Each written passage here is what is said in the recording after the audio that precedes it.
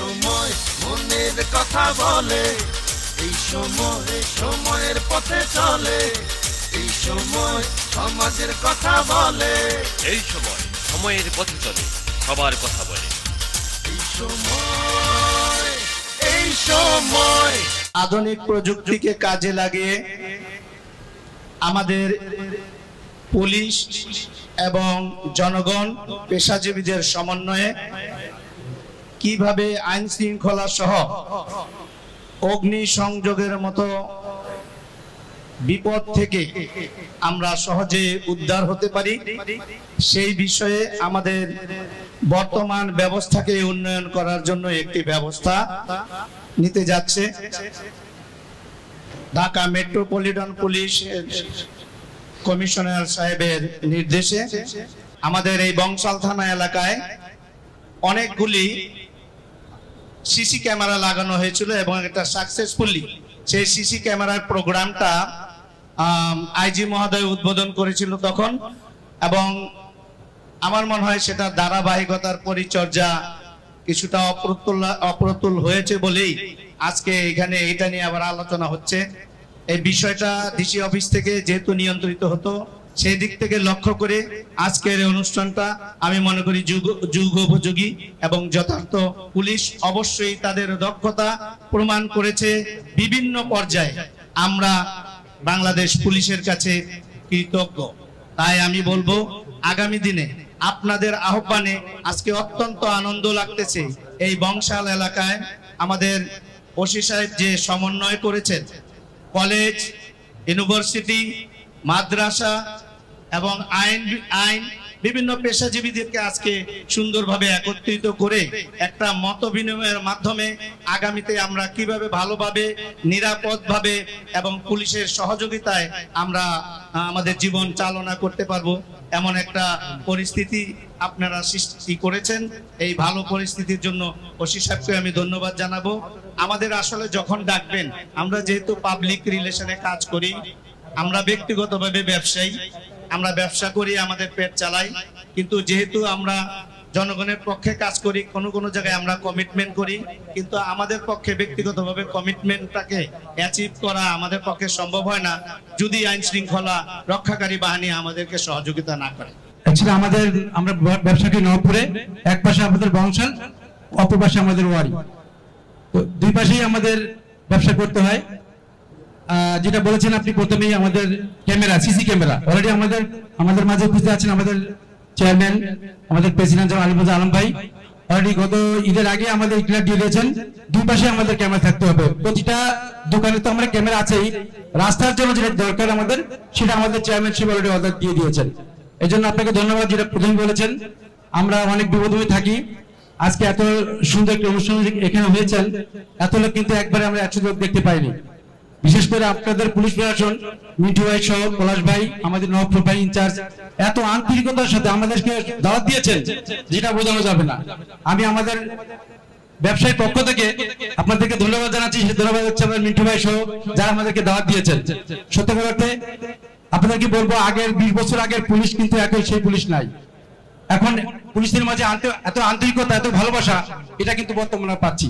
প্রশাসনের যে সচেতনতা, আসলে আমরা এই যে প্রজন্মটা আমরা পার করছি, আমরা অতীতেও দেখেছি প্রশাসনের এই ধরনের পুলিশ বাহিনীর মধ্যে স্মার্টনেস এসেছে, আধুনিকতা এসেছে, ডিজিটালাইজেশন এসেছে। এই এলাকা, বংশাল এলাকা, একটা ব্যবসা বান্ধব এলাকা, একটা কমার্শিয়াল জোন। এখানে আমরা যারা আছি সবাই মোটামুটি ব্যবসায়ী, রাজনৈতিক নেতৃবৃন্দ আছেন, কমিশনার মহোদয়রা আছেন, সকলের সমন্বয়ে আপনারা আপনাদের কমিউনিকেশনটা যদি একটু ঘন করেন এবং ভালো মাত্রায় যদি যোগাযোগ রাখেন, অবশ্যই আইন শৃঙ্খলা এখানে ভালো হতে, উন্নতি হতে বাধ্য। এই এলাকা ব্যবসায়িক এলাকা হওয়ার কারণে এখানে যানজট প্রচুর, যানজটটা এখানে 1 নম্বর সমস্যা হিসেবে ধরতে হবে। আইন শৃঙ্খলা পরিস্থিতি কিন্তু ধীরে ধীরে এখন স্টেবল পজিশনে আছে। আইন শৃঙ্খলা নিয়ে আমাদের একটু চিন্তা কম করলে হবে। এখন প্রথম আমাদেরকে প্রায়োরিটি দিতে হবে যানজট নিয়ে। পুরো অঞ্চলটা যানজটের আওতায়, আমাদের জীবনের চলমান গতি কিন্তু থেমে যাচ্ছে। আমরা যত স্মার্টনেস বাংলাদেশ বলি, ডিজিটাল বাংলাদেশ বলি, মার্কপ্রদা পয়েন্টে আমরা কিন্তু পৌঁছাতে পারবো না যদি আমাদের সময় রাস্তায় নষ্ট হয়ে যায়। এইদিকে আপনাদের অ্যাটেনশন চাচ্ছি। আমি অভিযোগের সুরে আপনাদের বলতে চাচ্ছি, নবাবপুর রোডে দীর্ঘদিন যাবৎ, আমি কয়েকদিন আগে মেয়র মহোদয়ের উপস্থিতিতে আপনাদের যুগ্ম কমিশনার সাহেব ছিলেন ট্রাফিকের, ওনাকে সামনে আমি বলেছি যে আমাদের এখানে নবাবপুরের ওই সাইড থেকে কোনো ট্রাফিক পুলিশের কোনো লোক আমরা কখনো পাই না। হঠাৎ একজন সকালবেলা আসে আধা ঘন্টা 1 ঘন্টা থেকে আবার চলে যায়।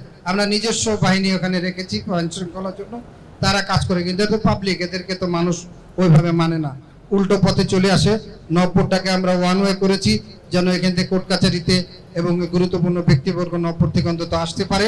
এই বিষয়ে আপনাদের সহযোগিতা। আর যে সিসি ক্যামেরার কথা বলেছেন, এটা অত্যন্ত কার্যকর। সবাই যদি এটা ইমপ্লিমেন্ট করে সারা বংশাল বিভাগে, আমার মনে আইন শৃঙ্খলা যতটুকু খারাপ রয়েছে এটা ঠিক হয়ে যাবে। আমরা ইলেকট্রিক্যাল অ্যাসোসিয়েশনের পক্ষ থেকে অলরেডি এই উদ্যোগ নিয়েছি, পুরো অঞ্চলটাকে আমরা সিসি ক্যামেরার আওতায় নিয়ে আসবো। যেদিন এটা ইনঅগারেশন প্রোগ্রাম হবে আপনাদের সবাইকে আমরা ইনভাইট করব। এটা ব্যাপক একটা খরচ ভিত্তিক কাজ চলছে, এই জন্য আমরা একটু কাজ সময় নিচ্ছি। তো আপনাদের কাছে ট্রাফিকের বিষয়টা আপনাদের পক্ষ থেকে যদি কেউ থাকেন একটু বলবেন, কেন ট্রাফিক থাকে না? একজন সকালে এসে হাজিরা দিয়ে চলে যায়, প্রচুর ট্রাফিক পুলিশ নিয়োগ দিতে হবে এই অঞ্চলে। আমরা 2014 সালে এই বংশাল রোড প্রথম আমরাই এটা উদ্যোগ নিয়েছি, এবং আমরা তখন ডিসি মুস্তাফিজ ভাই ছিলেন, মুস্তাফিজ ভাই তাকে দিয়ে আমরা তাকে অনুরোধ করলাম যে ভাই ক্যামেরা লাগানো দরকার এই রোডটা শৃঙ্খলার জন্য। তখন অনেক চিন্তা হইতো, যেটা এখন হয় না। এখন যেটা হয় না, অনেক সময় চরিত্র সবাই পেটের জন্যই করে, তো অনেক কমে গেছে। তো এখন আমাদের সামনে যে উদ্যোগ, যেটা আমাদের ক্যামেরা লাগাতে হবে, তা আমরা সবাই, আমাদের এখানে যে কমিশনার আছে 2 জন, আমাদের ওয়ার্ড আওয়ামী লীগের সভাপতি আছেন, আমাদের স্টেশনের বাংলাদেশ ইলেকট্রিক স্টেশনের সভাপতি আছেন, এবং আরো আওয়ামী লীগ সংগঠনের যারা আছেন, তারা যদি একত্র হয়ে কাজটা করে ইনশাল্লাহ সমাধান হয়ে যাবে। তো আমরা যারা ব্যবসায়ী যারা আছি, আমাদের মূল টার্গেট করতে হবে এই জামটা যে লাগে কি কারণে, কোন কোন টাইমে জামটা লাগে, এটা আগে ধরতে হবে। যে আমাদের জামটা গাড়ির জন্য হয়, না রিস্কার জন্য হয়, না লোডিং আনলোডিং করার জন্য হয়, এটা একটা নির্ধারিত টাইম সময়সূচি করে দেয়, তাহলে আমাদের জন্য সবার জন্য একটু উপকারী হয়। আমাদের ট্রান্সপোর্ট মালিক সমিতিও সেই সিসি ক্যামেরায় অর্থনৈতিক ভাবে ছিল, সংযুক্ত ছিল, এবং আপনার সেই সিসি ক্যামেরাটা ওই যে গুলিস্তান থেকে সদরঘাট পর্যন্ত এই সিসি ক্যামেরা লাগানোর জন্য যে ব্যয়, সেই ব্যয়ের মধ্যে আমরাও অংশীদার ছিলাম, এবং সেটা উদ্বোধন হয়েছিল জগন্নাথ বিশ্ববিদ্যালয়ে, সেখানে আমরা উপস্থিত ছিলাম, আমাদের সভাপতি সহ আমাদের গণ্যমান্য ব্যক্তি সেখানে আমরা উপস্থিত হয়েছিলাম। তো যানজট নিয়ে এখানে যে কথাগুলো বলার জন্য আমাকে বিনীত অনুরোধ করলো। আসলে যানজটটা কিন্তু অনেকেই বলে যে ট্রান্সপোর্ট এজেন্সিরা যানজট করে, এটা সবার একই বাক্য। তো এদিকে আমাদের ইলেকট্রিক ভাই বললেন যে ট্রাফিক নাই, নবপুর রোডটা যানজট হয়ে থাকে। নবপুর রোডে কিন্তু কোনো ট্রান্সপোর্ট নাই, কিন্তু সেখানে যানজট হয়ে থাকে, কোনো ট্রান্সপোর্ট নাই নবপুর রোডে। তো ওই রোডটা অনেক করে দিলে কিন্তু উনি বললেন যে গণ্যমান্য বা ভিআইপি ব্যক্তিবর্গ ওই রোডে যেতে পারবে, অনেকটা কিন্তু ফ্রি থাকে। মেশিনারি পার্টসের মার্কেটের এখানে একটা বিশাল ভ্যানের জটলা, সবসময় ভ্যানের জটলাটা থাকে, কি থাকে কিনা ভাই? ইলেকট্রিক পার্টসের ভাই বলছি, এখানে একটা ভ্যানের জটলা থাকে, এই জটলাটা ক্লিয়ার করতে হবে। আর এখানে নষ্ট রোডে যেটা বলি যানজটের বিষয়টা, আসলে আমরা যারা পণ্য পরিবহন ব্যবসা করি, আমরা কিন্তু কেউ 9টার আগে গাড়ি লাগাই না, আমরা সবাই 9টার পরে গাড়ি লাগাই, 9টার পরে গাড়ি লাগাই। আরেকটা বিষয় হলো, আসলে আমাদের জায়গা হয়ে গেছে সীমিত, কিন্তু ব্যবসার জোনটা হয়ে গেছে অনেক বড়। আপনার লালবাগ বিভাগটা টোটালি একটা ব্যবসার জোন, সারা বাংলাদেশের উৎপাদিত পণ্য লালবাগ বিভাগে এসে আনলোড হয়, সারা আপনার বহির্বিশ্ব থেকে যে মালগুলো ইম্পোর্ট হয় সেগুলো লালবাগ জোনে এসে আনলোড হয়, এখান থেকে সারা বাংলাদেশের 64 জেলায় ডিস্ট্রিবিউট হয়। পাইপ অ্যাসোসিয়েশনের এখানে যে ঠেলাগুলা এলো পাতারি করে রেখে দেয়, এখানে একটা ভূমিকা তাদের আছে। তারা রাস্তার মধ্যে খাঁচি রেখে আপনার স্যানিটারি প্যাড গুলা করে, আপনার প্যাকেট করে, রাস্তার উপরে খাঁচি রেখে প্যাকেট করে ঠেলা এলো পাতারি ঠেলা রেখে দিচ্ছে। আসলে যানজটের মূলে শুধু যে ট্রান্সপোর্ট তা কিন্তু না, যানজটের মূল হলো টোটাল ব্যবসা বাণিজ্য। এইটুকুর মধ্যে সারা বাংলাদেশে ব্যবসা বাণিজ্য বংশাল, সুদবাপুর, ওয়ারি আর হচ্ছে আপনার হইল লালবাগ, নবপুর, এইটুকুর মধ্যে সারা বাংলাদেশে ব্যবসা। আরেকটা মজার বিষয় হচ্ছে যে এই রোডের মধ্যে আপনি ট্রাফিক কিভাবে কন্ট্রোল করবে? 3 ধরনের যান চলে। একটা হলো দ্রুত গতির যান, একটা হলো ধীর গতির যান, আরেকটা হচ্ছে মানুষ যান।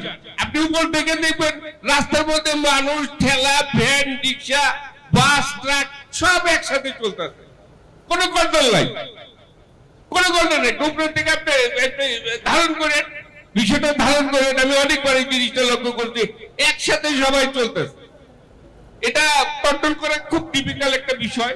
তারপরে এটা আমাদের, যেহেতু আমরা এটা ব্যবসা, আমাদের এখান থেকে ব্যবসা সরানো যাবে না, আমাদের এখান থেকে হাসপাতালেও সরানো যাবে না, আমাদের এখান থেকে স্কুল কলেজও সরানো যাবে না, আমাদের এর মধ্যে থেকে আমাদের ব্যবসা করতে হবে। আজকে দেখেন হসপিটালাররা 290, ট্রান্সপোর্টালাররা যানজট টাকা রাখছে। আরে ভাই, এইখানে ট্রান্সপোর্ট আছে, এখানে ট্রান্সপোর্টটা কেন আসছে? এখানে ব্যবসা বাণিজ্য আছে বিধায় ট্রান্সপোর্ট আসছে। এখানে ব্যবসা বাণিজ্য আছে বিধায় আপনি আপনার ব্যবসার পাশে বাসা ভাড়া নিছেন, তার পাশে স্কুল আছে, সেখানে স্কুলে বাচ্চাকে ভর্তি করাইছেন। এখানে ব্যবসা আছে বলে ক্লিনিকালরা সেখানে ক্লিনিক খুলছে, নাইলে কিন্তু এখানে ক্লিনিক খুলতো না। ব্যবসায়ীদের কারণে আজকে হাসপাতাল বলেন, স্কুল বলেন, যাই কিছু বলেন, ব্যবসায়ী কারণে কিন্তু এটা হয়েছে।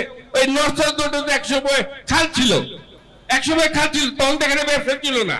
একসময় খাল ছিল, আমরা দেখেছি, একসময় খাল ছিল। আজকে সেই নর্থ রোড ভরাট করা, যে ভরাট করতে বিশাল বড় বড় অট্টালিকা হয়ে গেছে, মার্কেট হয়ে গেছে, কেউ কিন্তু 1 ইঞ্চি জায়গা ছাড়ে নাই। কিন্তু দোষ কিন্তু সব ট্রান্সপোর্ট।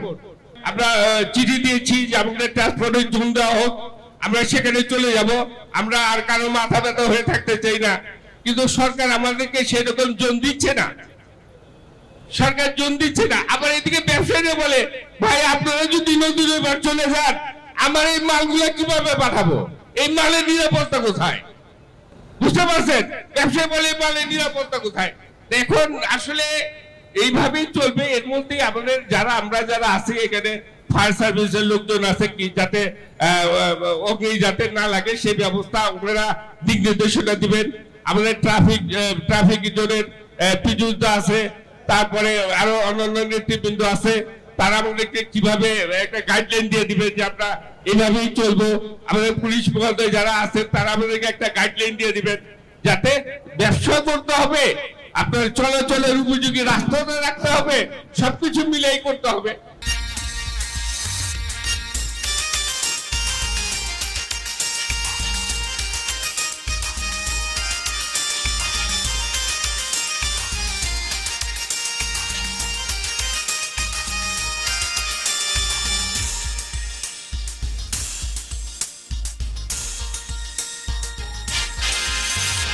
মনের কথা বলতে যে চাই, নাই দ্বিধা সংশয়, হচ্ছেটা কি চারিদিকে দেখুন। এই সময়ে ডাইনে পায়ে চলছে হরেক ঘটনা, বহুযুগী রাজনীতি আর শিক্ষা জীবন ভাই, আজ মানুষের স্বপ্নগুলি স্বপ্নই থেকে যায়। এই অনিয়ম আর অসঙ্গতি করতে হবে জয়। এই সময় মনের কথা বলে, এই সময়ের পথে চলে, এই সময় সমাজের কথা বলে, এই সময় সময়ের পথে চলে, সবার কথা বলে। এই সময়